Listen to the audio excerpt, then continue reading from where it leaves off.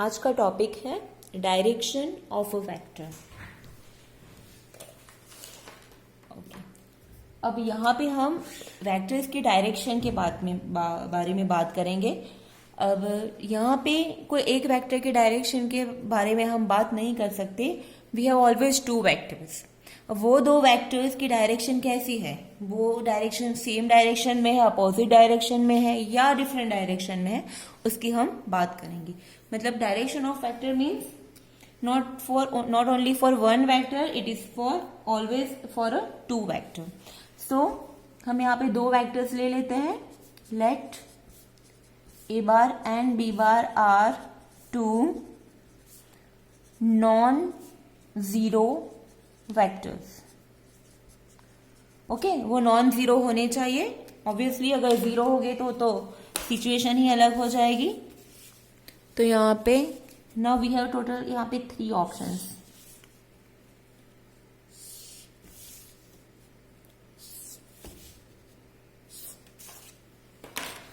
तीन ऑप्शंस है कि दो वेक्टर्स के लिए हमारे उसकी डायरेक्शंस के लिए 3 ऑप्शन है। फर्स्ट ऑप्शन ये है कि वो दोनों सेम डायरेक्शन में है। A bar and b bar are in same direction. Second option है they are in opposite direction. Opposite એટલે કે વિરુદ્ધ દિશા। And third option is different direction.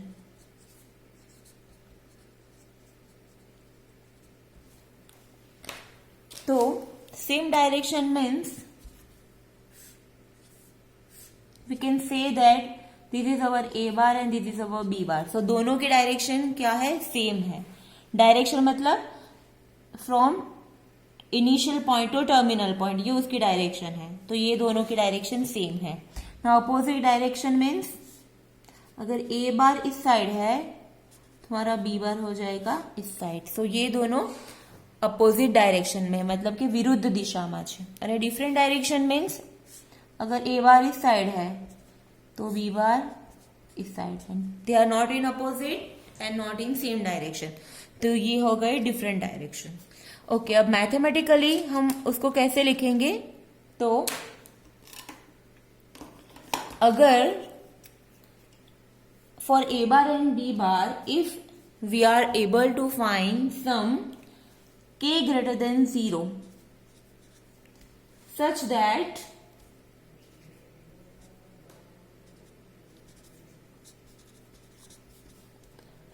a bar equal to k b bar. Okay, so in that case, or we can say b bar equal to k a bar. Okay, so in that case we can say that a bar and b bar have a same direction. क्या होना चाहिए? एक तो ए bar equal to k b बार या फिर B bar equal to के a बार होना चाहिए, और ये मेन है के ग्रेटर देन 0 होना चाहिए। So in that case a bar and b bar have the same direction. अब यहां पे भी same, if some k less than 0, if there exist some k less than 0 such that a bar equal to k b bar और b bar equal to के a बार, मतलब कि दोनों proportional होने चाहिए, दोनों वेक्टर प्रोपोर्शनल होने चाहिए। और के ग्रेटर देन 0 है तो same direction, k less than 0 हो तो opposite direction. And the third option ऐसा है कि we do not get such k belongs to are. अगर ऐसा कोई हमें के मिल ही नहीं रहा कि जिससे ये कंडीशन हमारे सेटिस्फाइड हो, तो in that case we can say that they have a different direction, मतलब दोनों प्रोपोर्शनल नहीं है। यहां पे होगा if there does not exist such k belongs to are minus 0। 0 तो 0 अगर होगा तो ऑप्शन ऑब्वियसली ये होने ही वाला है, लेकिन के must be a non zero real number such that a bar or equal to k b bar और b bar equal to k a bar। मतलब ये कंडीशन सेटिस्फाइड हो, ऐसा अगर हमें कोई k ऐसा हमारे पास है ही नहीं, so in that case they have a different direction. Now कुछ एग्जाम्पल ले लेते हैं। फॉर एग्जाम्पल आप समझो ए बार है 2 4 6 और बी बार है 1 2 3। ओके, सो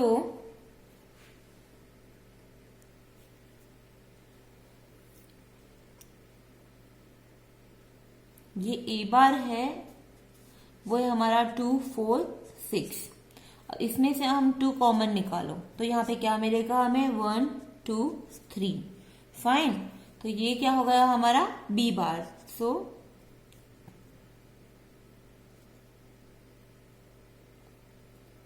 हाँ, so we have a bar equal to 2 b bar. Okay, but ये जो 2 है वो हमारा k है and that is greater than 0। तो it means we can say that 2 4 6 and 1 2 3 are in same direction. देखो यहाँ पे 1 2 3 है, यहाँ पे 2 4 6 है, दोनों प्रोपोर्शनल है। और यहाँ पे अगर कॉमन निकालेंगे तो 2 कॉमन निकल सकता है और जो 2 है वो पॉजिटिव है, सो इट मीन्स के दोनों की डायरेक्शन सेम है। अब सेकंड एग्जांपल, सपोज ए बार है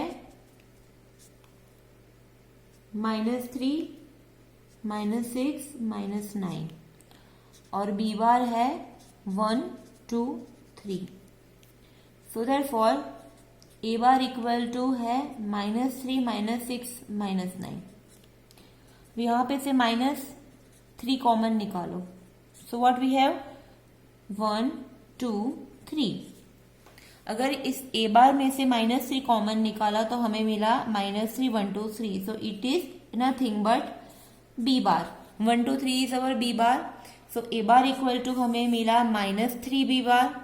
सो यहाँ पे k हमारा हो गया -3 और विच इज लेस देन 0 मतलब नेगेटिव है।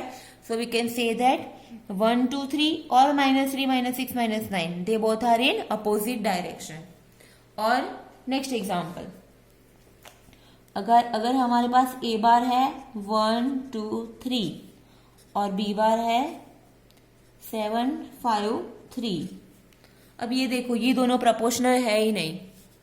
ये दोनों वेक्टर में क्या हो रहा है कि अगर एक वेक्टर में से हमने कुछ कॉमन निकाला तो we will have the another vector. Fine, it means कि दोनों प्रोपोर्शनल है। 1 2 3 2 4 6 1 2 3 -3 -6 -9।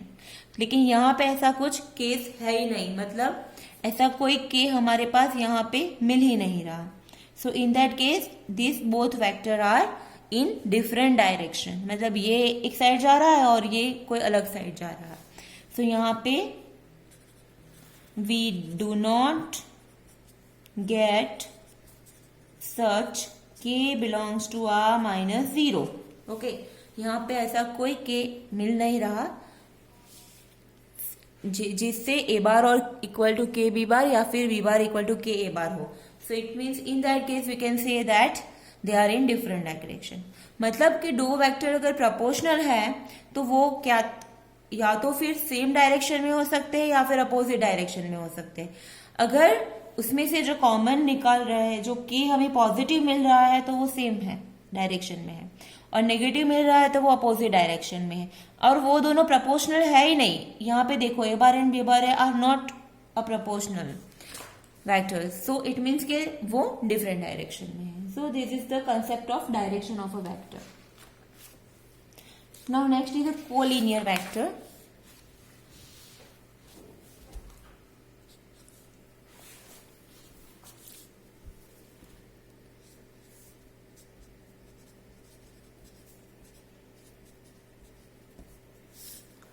कोलिनियर वेक्टर मतलब के सुरेख सदिशो। कोलिनियर सुरेख सदिशो। If two vectors A and B are such that A equal to A bar is K B bar or B bar is K A bar, so we can say that they are a collinear vector. Simple. अगर वो proportional है तो it means कि वो collinear vector है। मतलब कि अगर कोई दो वेक्टर के लिए A bar equal to k b bar और B बार इक्वल टू के ए बार मिल रहा है हमें, fine, where k belongs to r minus 0, 0 के अलावा. So in that case they are a proportional, they are collinear vectors. So उसके example देते हैं हम. तो a bar, 1/2 a bar, 3/2 a bar, -4 a bar, -5/2 a bar. So they all are collinear vectors. ठीक है, a bar, 1/2 a bar, 3/2 a bar, -4 a bar. Fine. So they all are collinear vectors.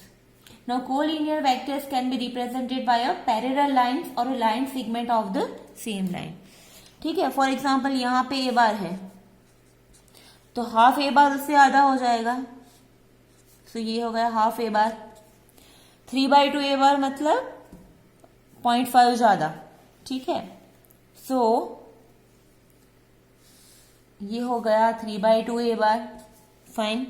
अब -4 a बार मतलब इससे 4 गुना ज्यादा, 4 गुना ज्यादा, मतलब कि ये हो गया हमारा 4 a बार.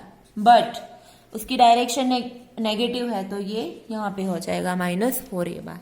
डायरेक्शन चेंज हो जाएगी. -5/2 a बार मीन्स इससे थोड़ा कम और डायरेक्शन अपोजिट. तो ये हो गया -5/2 a. सो ये सब पैरेलल लाइंस है. कोलिनियर वेक्टर्स कैसे हम रिप्रेजेंट करेंगे? बाय पैरेलल लाइंस और you can say line segment of the same line. तो ये हो गया हमारा a बार. ये they are collinear vectors. Now next, equality of a vector.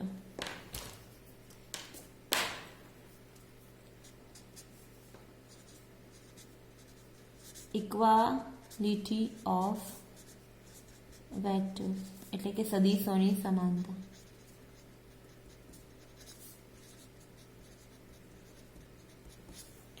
If two vectors a bar and b bar are equal, it means that their corresponding elements should be equal. मतलब कि समझो a बार है यहाँ पे x1, y1, z1 और b बार है हमारे पास x2, y2, z2. If we have a bar equal to b bar, so we can say that the corresponding elements are also same. मतलब कि x1 equal to y1, x1 equal to x2, y1 equal to y2 and z1 equal to z2. मतलब कि दो vectors equal है, it means कि दोनों के corresponding elements भी इक्वल होने चाहिए.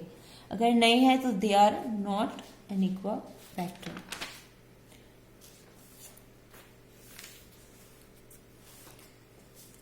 लास्ट टाइम मैंने आपको scalar product of a vector with scalar समझाया था. सो अब उसकी थोड़ी प्रॉपर्टीज है वो हम देख लेते हैं.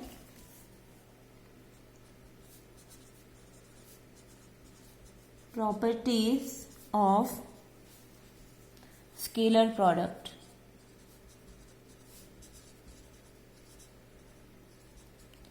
मतलब कि अदिश गुणाकार ना गुणधर्म.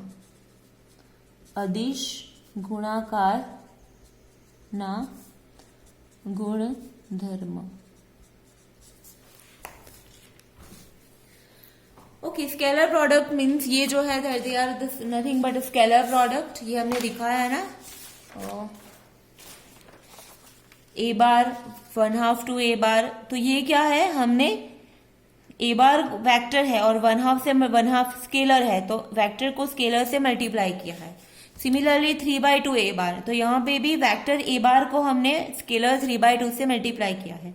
सो it is nothing but a scalar product. तो यहाँ पे कुछ प्रॉपर्टीज है, उसमें देखो, let a bar b bar c bar be a vector. A bar b bar c bar vectors है और m on n belongs to r, मतलब वो हो गए हमारे scalars. A bar b bar c bar vectors है और m और एन हमारे स्केलर्स है. So first property, m into a bar equal to a bar into m. मतलब m ए बार करो या फिर ए बार m करो, दोनों का मतलब सेम है. Now property number 2, m in bracket n a or equal to n is bracket ma or equal to m n a bar. Okay, m on air scalar है, fine. So scalar पहले m into N A bar करो, या फिर m a बार करके n multiply करो, या फिर m n साथ में मल्टीप्लाई करके ए बार से मल्टीप्लाई करो. सबका मीनिंग सेम है. It is kind of associative property, जूथनो गुणधर्म. Third property, that is distributive law, विभाजन गुणधर्म, distributive law. m plus n a bar equal to m a bar plus n a bar. m plus n a bar is m a bar plus n a bar. So it is distributive property. Property number 4, m in bracket a bar plus b bar. It is also distributive property. आपण विभाजन નો ગુણધર્મ છે. So we can write m a bar plus m b bar. And property number 5, theta into a bar.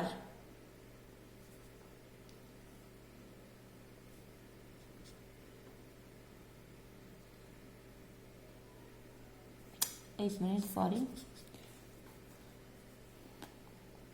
m into theta bar. अब theta bar क्या है? Zero vector है. It means all elements are zero. So m into theta bar, और you can say theta bar into m. So we have theta bar, where theta bar equal to zero vector. कोई भी scalar को हम zero vector से multiply करेंगे तो हमारे पास zero vector ही मिलेगा. Okay, so this is the next property. Now next topic is expression of any vector in terms of the vector associated with its initial point and terminal point. काफी लंबा है. Expression, we can express any vector in terms of the vectors associated with its initial point and its terminal point. Okay, suppose we have BC कोई vector है हमारे पास, समझो.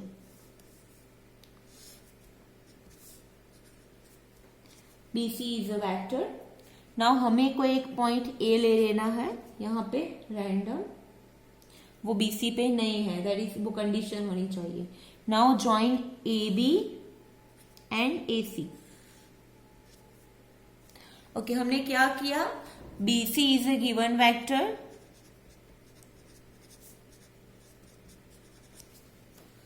हमने कोई एक रैंडम पॉइंट A ले लिया जो BC पे नहीं है. अब A से B को और A को C से हमने कनेक्ट किया, AB को और AC को कनेक्ट किया. Now by the law of triangle we can write vector AB plus vector BC equal to vector AC. This is triangle law. Okay, so we can write therefore vector BC equal to vector AC minus vector AB. So in words we can say that vector BC equal to vector of point C, vector of point C minus vector of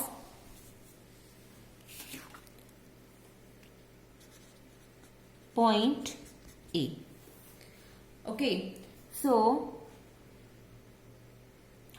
we can express any vector in terms of the vector associated with its terminal point and its initial point. Okay, समझो हमने क्या किया. यहाँ पे एक vector BC है, that वो given है, वो हमें दिया हुआ है. अब कोई पॉइंट A ले लिया, A और B को, और A को C से ज्वाइन कर दिया. सो वी हैव AB और AC vector. Now triangle law के according to triangle law AB plus BC equal to हो जाएगा AC. सो BC क्या हो जाएगा? AC, vector AC minus vector AB. Now what is vector AC? It is a vector of point C. और vector AB क्या है? Vector of point A. So we can write BC equal to vector BC equal to vector of point C minus vector of point A. मतलब we can write any vector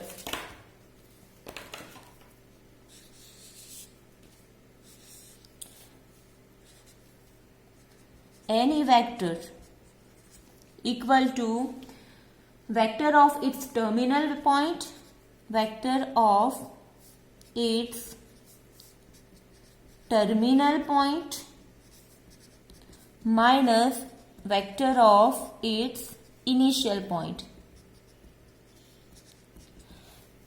એટલે કે vector of its terminal point એટલે કે તેના અંત્ય બિંદુનો સદિશ અને vector of its initial point is એના શરૂઆતનો પ્રારંભ બિંદુનો સદિશ.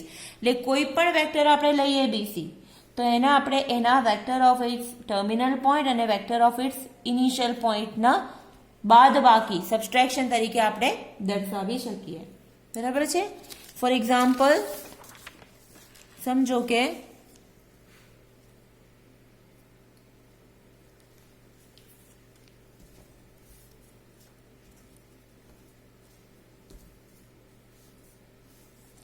આપણને એવું આપ્યું હોય કે વેક્ટર પોઈન્ટ બી નો વેક્ટર છે, વેક્ટર બી છે 2 4 2 એન્ડ વેક્ટર સી છે 1 -3 2 અને આપણે શોધવાનું હોય છે વેક્ટર બીસી.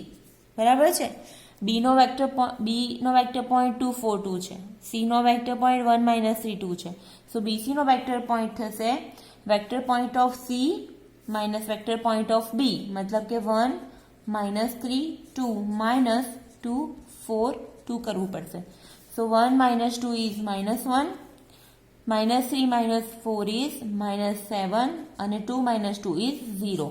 તો બીસી વેક્ટર મળ્યું આપણને -1 -7 0.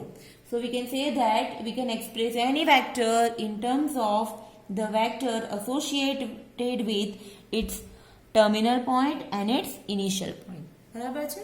તો આ રીતે આપણે રિપ્રેઝન્ટ કરી શકીએ. Now next is